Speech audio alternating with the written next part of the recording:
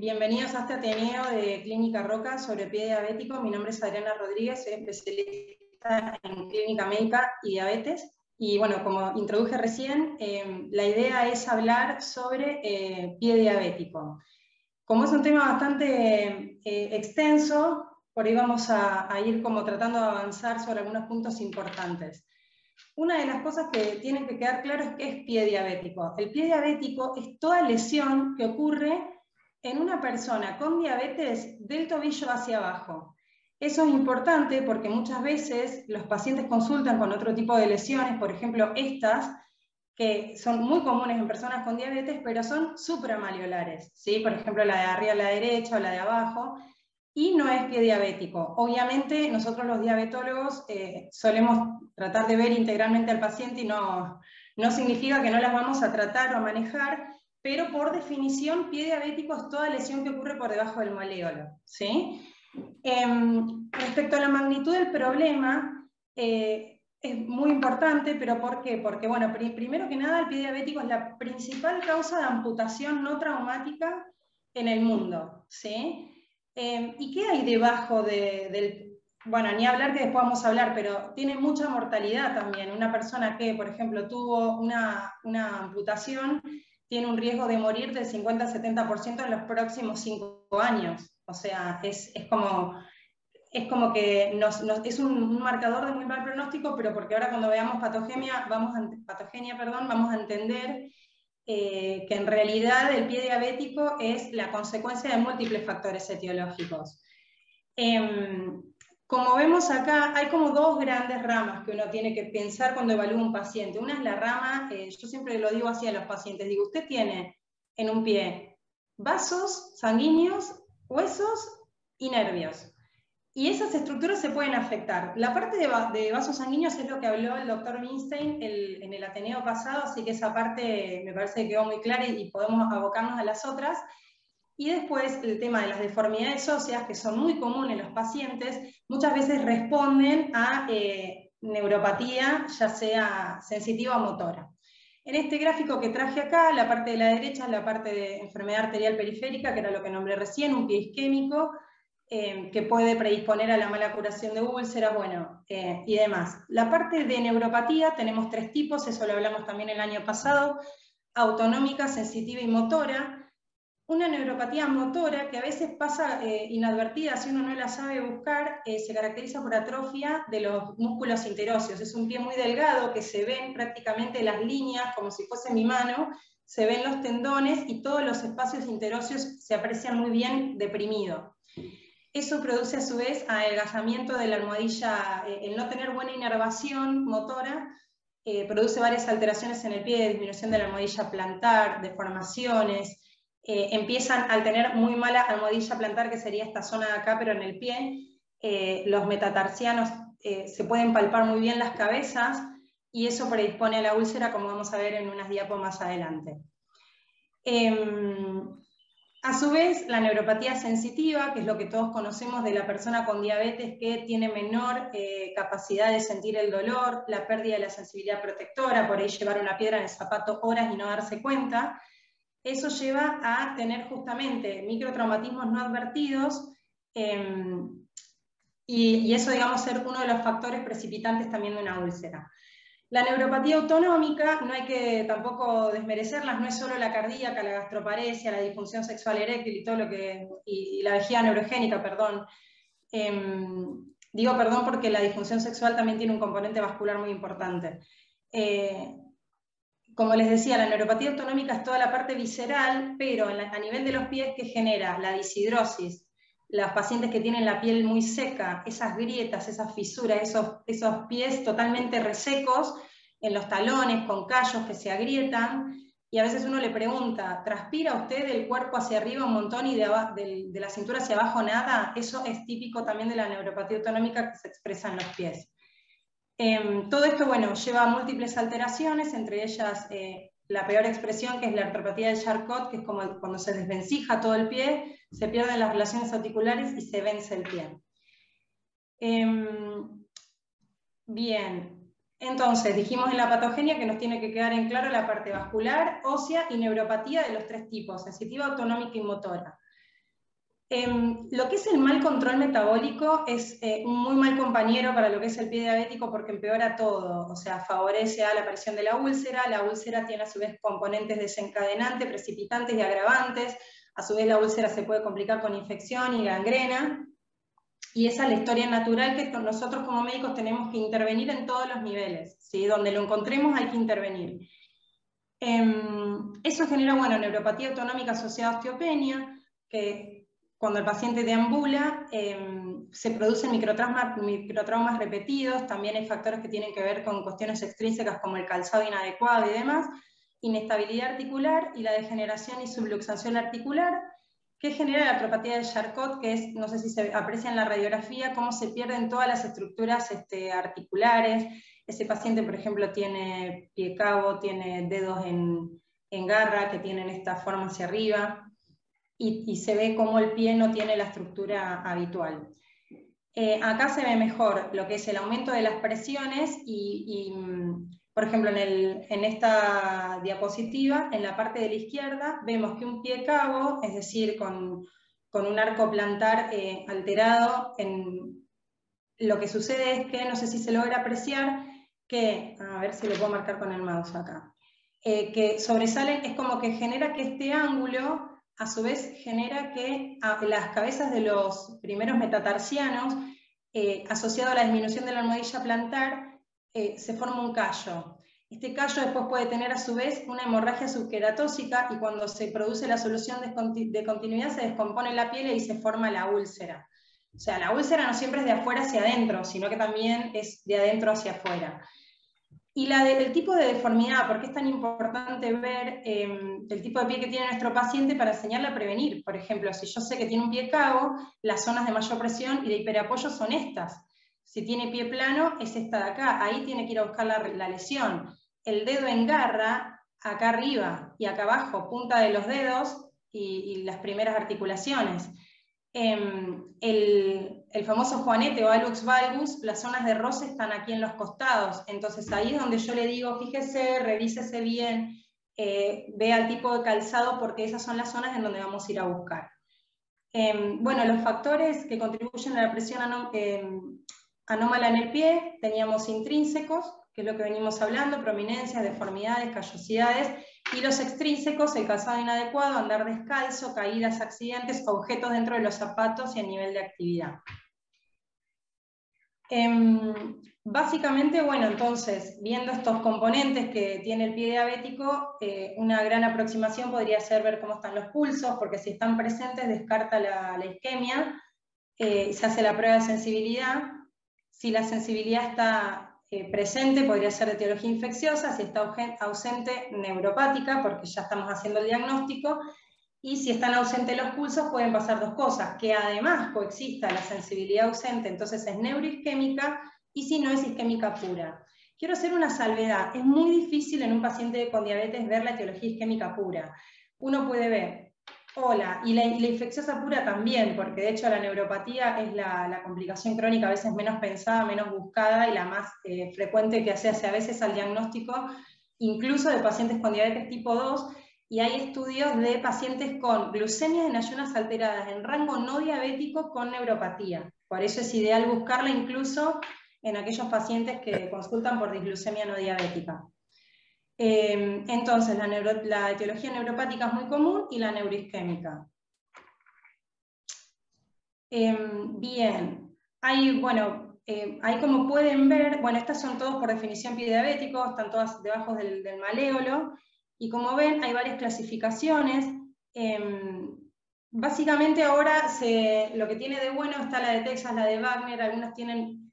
lo que es materia de pie diabético hay un gran problema, que es que a veces los estudios de investigación son muy difíciles de hacer, porque como se aprecia acá, todos son pie diabético y a su vez cada uno es diferente.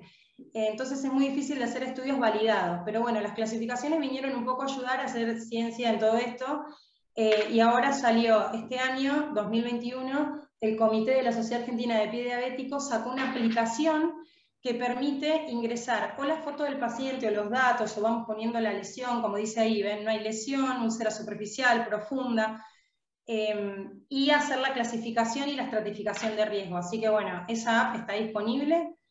yo si quieren después les paso la manera de acceder, está para lo que es Android, ¿sí?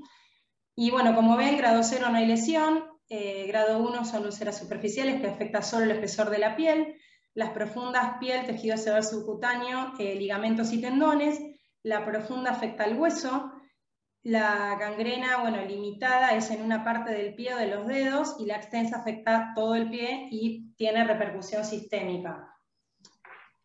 Cuando hablamos también de amputación, que lo vamos a hablar más adelante, ustedes lo que tenemos que saber es que mayor y menor la diferencia es el metatarso, ¿sí? El mediopié. El antepié son menores y antes de eso son mayores. Y bueno, Texas lo que tiene es que está buena porque el A es lo que dije recién, cuando afecta hueso, articulación, y después B es si tiene infección, C es si tiene isquemia, y D es si tiene ambas. Bien. Bueno, estos son los diferentes tipos de úlcera, neuropática, isquémica o neuroisquémica, que hemos dicho que, bueno, la más frecuente es la neuroisquémica, no sé si se ve acá, prevalencia 50%, después le sigue la neuropática y la isquémica un 15%. Y bueno, más o menos es un poco las características que venimos comentando, ¿sí? El primer ejemplo, hay pérdida de sensibilidad, callo a menudo grueso alrededor de la lesión, puede tener un fondo rosáceo granulado, están caliente y con buen pulso, y es en zonas que soportan el peso, donde yo les decía que les tenía que enseñar al paciente en dónde ir a buscarla, ¿sí? Piel seca y con fisuras.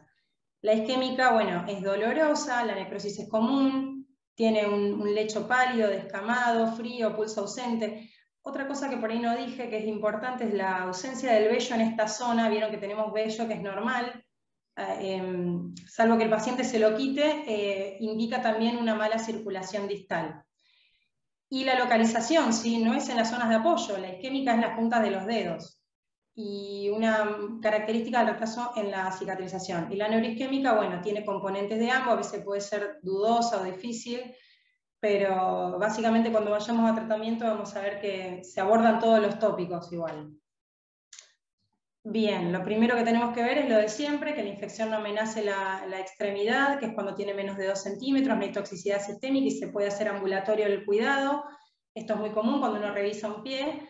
Y después tenemos la que amenaza la vida, que hay que, bueno, obviamente internarlo al paciente. Y después tenemos los pacientes grises como siempre, que son los que nos indican que puede llegar a ir mala evolución, el paciente que no colabora, que tiene mal medio social o familiar, mucha hiperglucemia, que eso ya sabemos que va a empeorar todo, una celulitis que va ascendiendo o que no responde al tratamiento médico. Esto un poco lo voy a saltear porque ya es más o menos lo que venimos diciendo, y son los criterios de internación. Este estudio me pareció interesante, que era cómo eran las características de los pacientes con pie diabético. Se hizo este estudio entre diabetes 2 y 1, una relación 85-15, edad media 68 años, con 16 años de evolución, y fíjense las glicosiladas de 8,5, ¿sí? Fuera del rango, la gran mayoría insulinizados, pero acá quiero hacer un gran paréntesis, porque mucha gente me dice, doctora, no me ponga insulina porque eso va a hacer que me corten los pies. No es una relación causa-efecto, es porque justamente los que requieren insulina muchas veces tienen los mismos factores que llevan a la patogenia del pie diabético, ¿no? El mal control metabólico y demás.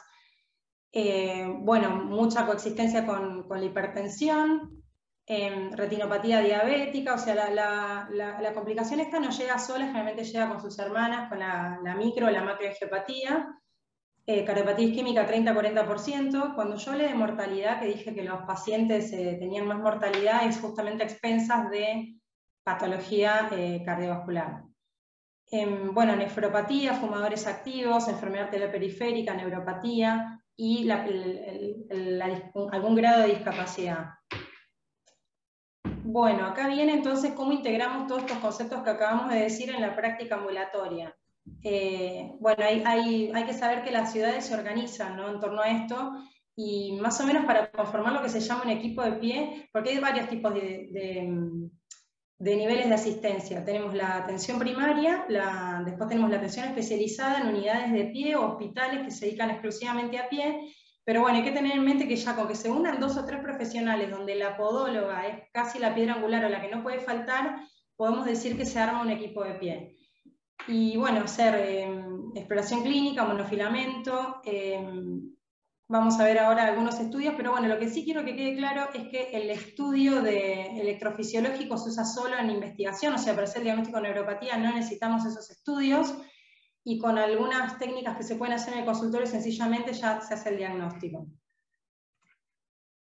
Bien, antes de pasar a esto, porque creo que ahí ya medio terminamos, me tendría que extender en una parte porque quizá no puse las técnicas de filamento.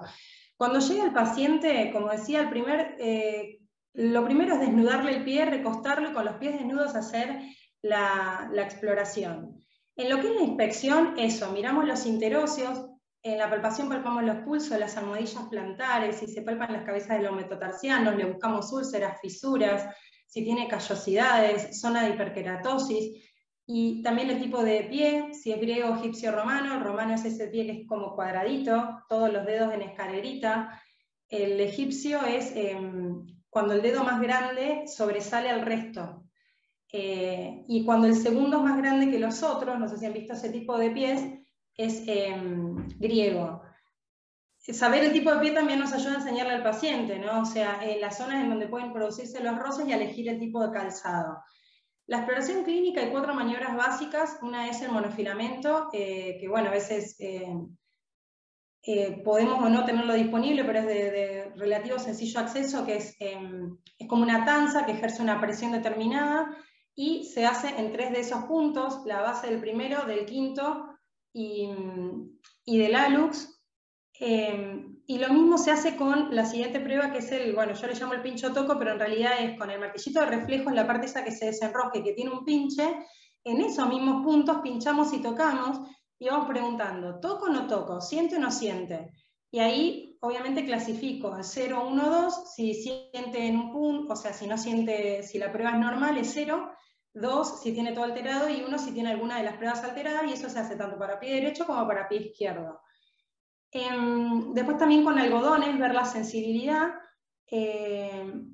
y la del diapasón. El diapasón es fácil de hacer, se consigue 128 Hz, se lo hace vibrar y se lo apoya en esta articulación del hallux y se le pide al paciente que avise cuando ya no siente más.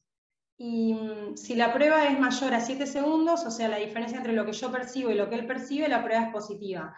¿Qué me dice un diapasón alterado que ya afectó fibra gruesa? ¿Sí? Y el monofilamento me habla de fibra fina, ¿sí? Por eso siempre, aunque sea el monofilamento, porque es como, es lo que me indica la pérdida de la sensibilidad protectora y que ese paciente está en riesgo. Y bueno, con eso hacemos lo que es la evaluación de la neuropatía y también unos scores que son en base a preguntas, ¿no? Si tuvo calambres, si tuvo sensación de hormigueos, parestesias. Lo que el paciente relata es esa típica sensación de cuchillitos en los pies, que solamente calma con el frío, que necesita apoyar el pie en el mosaico de la habitación o descubrirse los pies. Pero bueno, esa es como la forma más cataclísmica que es para el paciente, que es la neuropatía hiperalgésica dolorosa. Sepamos que eso, que unas pruebas alteradas, que las callosidades, el no transpirar los pies, que hay otras maneras mucho más sutiles de indagar la presencia de un pie de riesgo. Y después, algo como súper importante es lo que es materia de prevención. Porque el tema es así, cuando aparece la úlcera, por ahí yo no me quise como extender tanto en la parte de tratamiento porque lo que me quiero es quedar con este concepto. Si lo que yo encuentro es una fisura, es enseñarle a desinfectar la fisura, no andar descalzo, utilizar un calzado adecuado. La gente tiene el mito esto de, no, doctora, quise dejar el pie respirar para que se cicatrice más rápido. No, siempre hay unos tips que son las 4D, que es justamente, bueno, la desinfección, o sea, desinfectar la herida, la descarga. Una úlcera hay que descargarla, a veces con yeso de contacto total, con algunos dispositivos ortopédicos que hacen que la úlcera no apoye. Si no tiene acceso a eso, bueno, que haga el reposo, pero digamos, una úlcera que apoya todo el tiempo no va a curar nunca. O sea, el principio es primum non nocere, básicamente, ¿no? O sea, primero es cortar un poco ese círculo vicioso de seguir generando esos microtraumatismos. Después, la otra cosa que es recontra importante es el debridamiento. O sea, cuando yo ya tengo una úlcera con complicaciones, que, dependiendo del grado de complejidad, la podóloga, el traumatólogo, el cirujano vascular o quien esté disponible, nos haga un debridamiento, ¿sí?, de todo lo que vea necrótico, tejidos óseos comprometidos y demás. Debridamiento, descarga de las presiones, desinfección y descartar la infección ósea, que es la presencia de osteomielitis. Sobre osteomielitis también hay otro gran capítulo, pero básicamente es justamente cuando esta úlcera va comprometiendo los tejidos óseos, hay algunas maneras inequívocas de saberla, que son la presencia de secreción purulenta, me indica la infección, o dos de los siguientes que son tetra de Celso, o sea, induración, rubor, dolor, tumor, presencia de crépitos y demás. Y después, si se puede hacer el diagnóstico microbiológico, sería ideal. Osteomielitis, como les decía, la manera inequívoca es con el cultivo óseo, es decir, que el traumatólogo remueva todo lo visible y que tome muestra del tejido, ¿sí? O sea, necesito demostrar la presencia de gérmenes en el tejido. Después hay otra técnica que consiste en, con una sonda especial, un estilete, insertarlo en la úlcera, y si se toca el hueso, eso también es característico. Y si no, hay dos técnicas que son las radiografías seriadas, que tienen la misma sensibilidad que la resonancia. Esto lo aclaro porque, bueno, a veces en lugares donde no se dispone de resonancia, hacer radiografía en el momento cero, a las 2 semanas, 4 semanas y demás, nos puede dar un rédito diagnóstico similar. Entonces, cuando ya está complicado el pie, bueno, evaluación multidisciplinaria para ver si requiere amputación, lo que es la curación diaria de la herida, el tratamiento de la infección, las 4D es el tratamiento de la úlcera. Una vez que esa úlcera cicatrizó, saber que puede recaer en un 30-40%, así que por favor prevenir la reaparición de esa úlcera. Y cuando no apareció y tenemos el pie de riesgo, las materias de todo lo que es prevención. Y acá vamos a lo que todos creo que repetimos ya en este mes de la diabetes, que nos encanta, que es hacer el famoso speech para explicar cómo se hace la prevención. Primero, el pie se lava todos los días. Yo le digo a los pacientes, si usted no se quiere bañar con una palangana, se lava los pies, pero hay que lavarlo todos los días con jabón neutro. No el de glicerina, o sea, algunos, bueno, hablan de jabón blanco, todos, ya sé que no se pueden decir marcas, pero hay una marca que dice que tiene un cuarto de crema aumentante, que ese es el que también puede ir para lavar los pies. Hay que secarlo bien, no por fricción, sino por presión. La toalla tiene que ser especialmente del pie, no es ni la de la cabeza ni la del cuerpo. Del paciente no la tiene que compartir con nadie, preferentemente blanca, porque si él se seca y ve secreción sanguínea, purulenta, lo que sea, ya se va a dar cuenta que algo tiene y va a consultar. Lo va a secar bien y principalmente entre los dedos, porque ahí es donde se hacen a veces las fisuras, los hongos, atrás del hongo van las infecciones y toda la secuencia que vine relatando estos minutos. Después, una vez que lo seca, le tiene que poner una loción humectante o una crema o una emulsión. ¿Vieron? La crema es más pesada, la emulsión y la loción, dependiendo de la preferencia de cada paciente. Yo acá tengo mi propia regla que le digo, mire, no se gaste una fortuna en las marcas comerciales estas de moda que están ahora, que te las venden como especialistas para diabetes y demás. Sino más bien, hago esta analogía, ¿no? Si yo me cepillo los dientes una vez al mes con la mejor pasta dental, voy a tener caries, pero si me cepillo todos los días con una más económica, no voy a tener esa situación. Lo mismo pasa con el pie. Una crema comercial de supermercado aplicada todos los días y elegida bien, puede ser muy buena para prevenir este tipo de situaciones, en contrapartida a las que son más caras.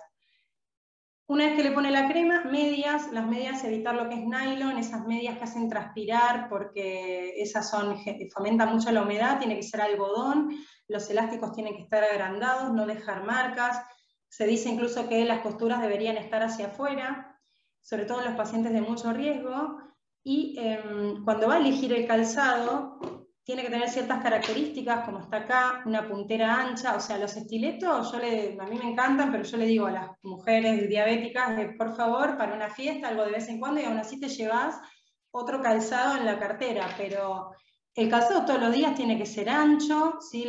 Lo que es la capellada, que es esta parte, el talón tiene que ser profundo y calzar bien, ¿sí? Preferentemente atado por cordón, y revisarlo, o sea, tocarlo por dentro a ver que no tenga costuras, durezas o zonas que lastiman. Yo básicamente, hay, si bien marcas comerciales que se venden como calzado especial para personas con diabetes, yo le digo básicamente que se acostumbre un look deportivo. El calzado deportivo es como lo mejor de lo mejor para andar en el día a día, ¿no? Por ahí esta cosa de bajarse de los tacos, ¿no? Como acostumbrar a la gente a algo más amigable con los pies. Y después, en cuanto a lo que es, iba a decir algo de las costuras. El momento de comprarlo, que por favor, yo sé que me van a odiar los zapateros porque van a caer todos a las 7 menos 10 a comprar zapatos, pero el zapato se compra por la tarde, no solo en diabetes, en no diabetes también. Yo no sé si alguna vez les pasó que se compraron un par de zapatos y al otro día les quedaban chicos. Eso es porque a la mañana el pie tiene menos edema, está más delgado, el sueño reparador hizo lo suyo, y por ahí somos medio un talle menos. En cambio, cuando el pie lo vamos usando a lo largo del día, se va hinchando, va generando edema, el roce, el desgaste, el uso, y por ahí tenemos otro talle distinto. Entonces el calzado se compra a última hora del día, 5 de la tarde en adelante, porque nos vamos a asegurar de que sea un zapato que no apriete y que no dañe, ¿sí? Pero bueno, eso insisto, lo recomiendo en diabéticos y en no diabéticos también. Y bueno, básicamente, no sé si me quedó decirles algún dato más, yo tengo acá como una ayuda a memoria. Hay cosas muy interesantes para hablar en pie diabético. Hubo un estudio que hizo la doctora Lapertosa en Corrientes con unidades de pie diabético, armaron un equipo de 3 personas que se ponían a mirarle los pies una vez al año, que a ver, es lo que recomienda SAP, es lo que deberíamos hacer, durante un año. Y redujeron las amputaciones en no me acuerdo el dato exacto, pero era como si le dijera 60-85%. Y en varios documentos acá españoles también dicen, ¿no? Como que la apertura de unidades de pie o de manejo interdisciplinario de pie reduce todo lo que es la aparición de esta complicación en porcentajes bastante asombrosos. O sea, se puede, es una complicación que a veces genera mucho como tristeza porque uno dice, bueno, esto es la complicación de la complicación, ¿no? O sea, podríamos haber llegado antes, pero bueno, yo creo que todo, como siempre en medicina, es eso, es la prevención. Tenemos una persona con diabetes, enseñarle a cuidarse los pies. Se produjo la lesión, enseñar a cuidarse de la lesión y a que no progrese. Se infectó, tratar la infección. Tiene un componente vascular, mandarlo al cirujano vascular y atacar todos los frentes. Y así creo que vamos a lograr un poco más de éxito en todo esto. Y bueno, hasta aquí el fin de la presentación. Bueno, excelente, la verdad que excelente, muy, muy buena. Creo Muy que buena, sí. para todos los que no estamos en el tema me pareció excelentemente planteada. No sé si alguien quiere hacer alguna pregunta, algún comentario.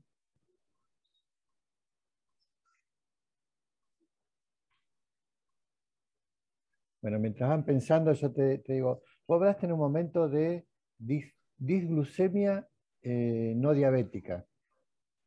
Claro, ¿Entendí ese bien? término, según ¿Qué Sociedad Argentina es? de Diabetes, es incorrecto. En realidad uno tendría que decir categorías de riesgo aumentado de diabetes, que son la glucemia en ayunas alterada o la tolerancia a la glucosa alterada. El tema es que, bueno, a veces para que el paciente lo comprenda un poco mejor, le decimos, tenés un poco alterado el metabolismo de los hidratos de carbono sin reunir los criterios diagnósticos clásicos de diabetes, ¿no? Claro. 2 glucemias en ayunas separadas por más de una semana, de 126 fuera del contexto de hiperglucemia de estrés. Ahora le agregamos el coronavirus, que también estamos en Clínica Roca, está participando en el estudio Corodiar, que busca la asociación entre estas diabetes transitorias post-COVID y bueno, las pruebas de tolerancia, que es otra gran manera de buscar estas diabetes que tienen un componente más postprandial.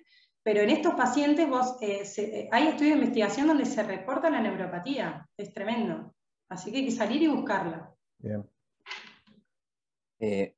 Adri, te hago una consulta. ¿Cuánto tiempo te lleva de consultorio en la práctica diaria educar a un paciente para que no tenga las complicaciones del pie diabético? Generalmente, Con una consulta te basta, es cuestión de recalcarle todo el tiempo, o sea, ¿qué es lo que vos ves en el día a día?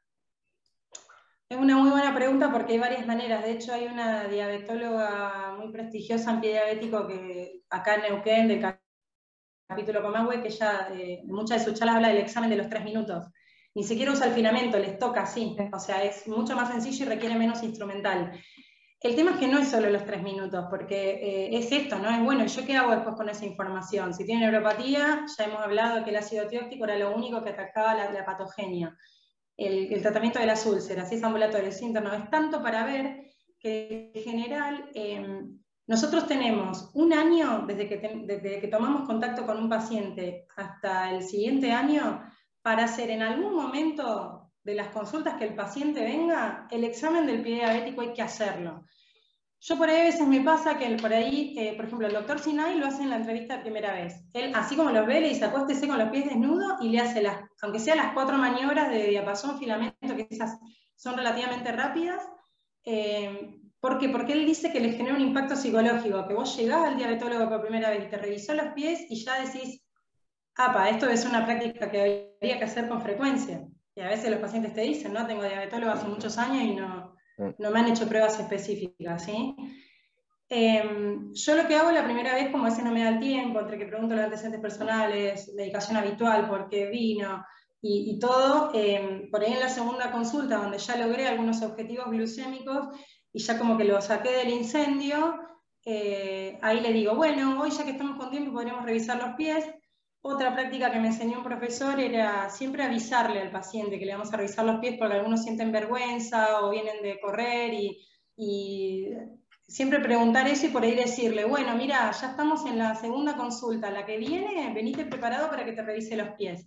Y ahí le reviso los pies y le doy, en general a veces nos salvan algunos laboratorios que preparan unos folletos muy lindos, muy interesantes, ahora si quieren les acerco uno, en donde están los tips para también ejercicios para fortalecer la movilidad, lo que es la neuropatía motora, y les digo todo esto, el pie hay que lavarlo todos los días, jabón neutro, así como se los dije, me tomo esos 7 minutos, no sé cuánto habré tardado y se los digo. Lo de la toalla aparte, y algunos es como que lo hacen, ¿eh? Yo creo que a veces es falta de instrucción, es culpa nuestra a veces de no tomarnos ese ratito para decirles todo eso que es tan importante, porque yo lo que veo es que hay pacientes que tienen pie de, yo digo, qué lindo pie, una princesa, y me dicen, no, doctora, sí, mi diabetólogo me enseñó, me tengo que poner crema, tengo que hacer esto, son hermosos algunos pies, y otros no, y eso depende del cuidado diario. Está buenísimo. Con respecto a la actividad, cuando vos le tenés que recomendar actividad a estos pacientes, ¿qué le recomendás? Porque agua me imagino que no, caminar mucho por ahí no pueden, ¿qué le recomendás? Claro, depende del estadio. Por ejemplo, un paciente, obviamente, sin esta complicación, vida normal, tiene que hacer actividad física normal. Listo. Sí, yo les pido una radiografía de pies, frente y perfil con apoyo monopódico.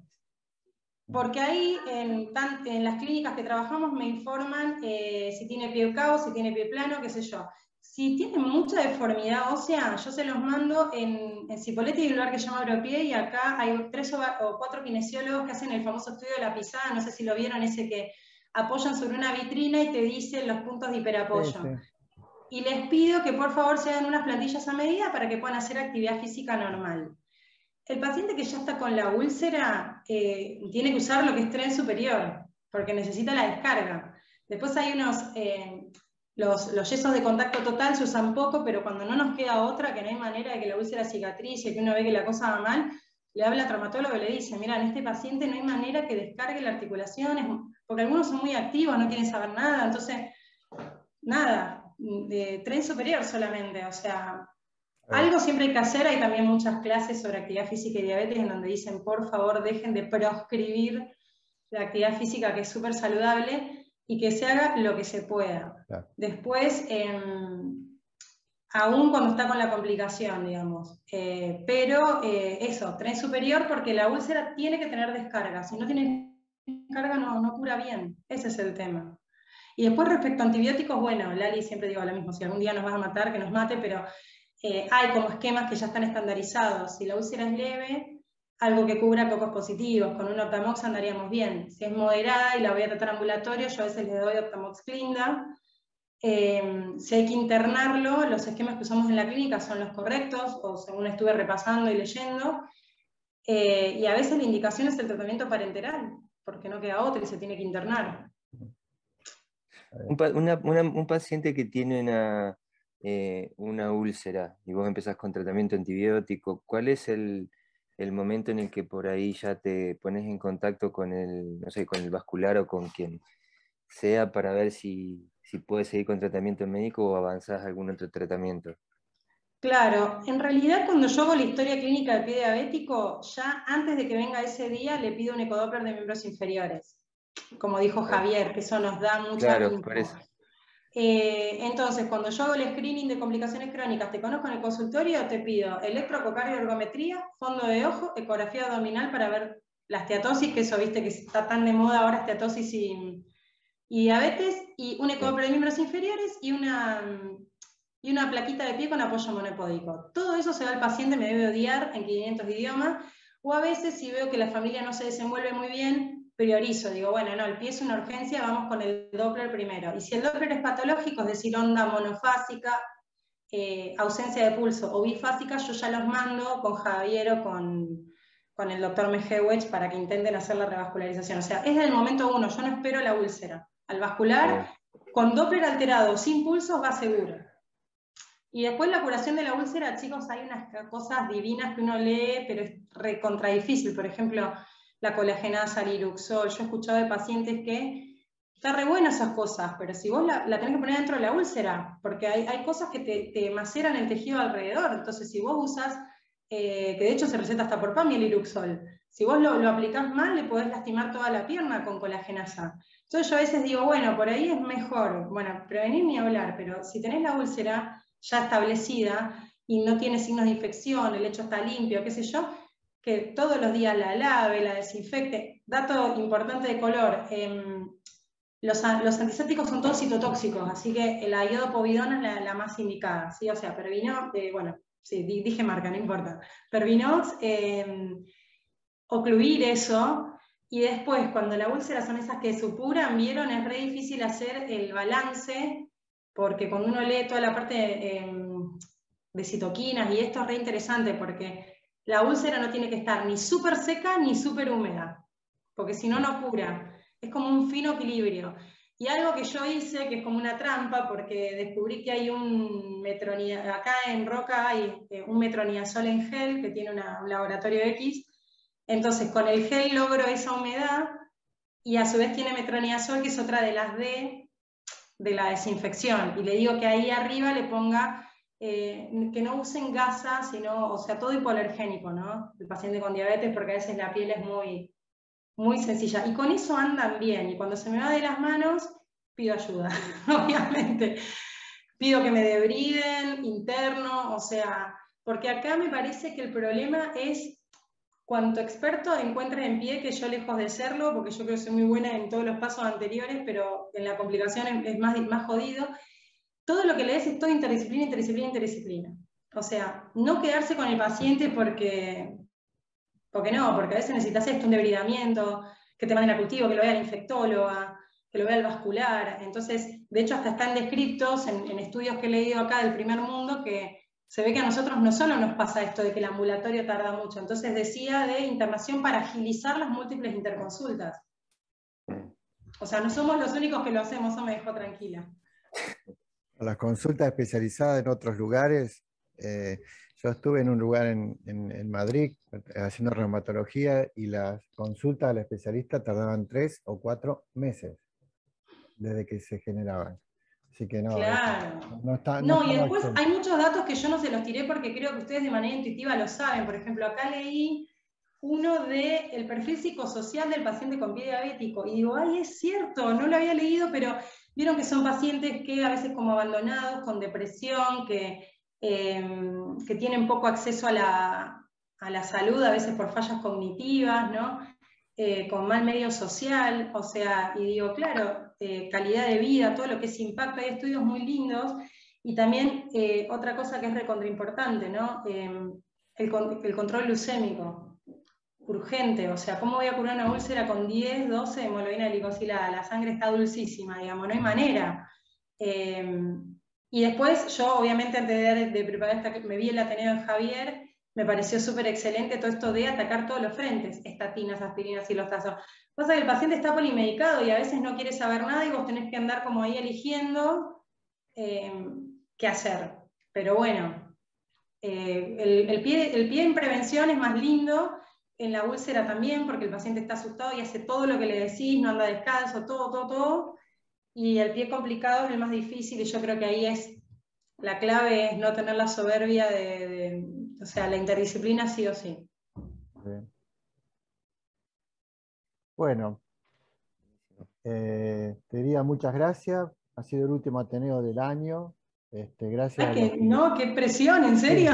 Sí. Sí, no, pero Así muy que bueno, excelente. gracias a los que han tenido tanta perseverancia a lo largo del año.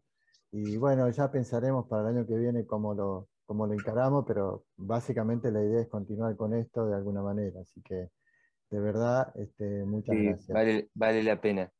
Sí, que vale la pena. Sí, aparte... Muy linda tu charla, Adriana.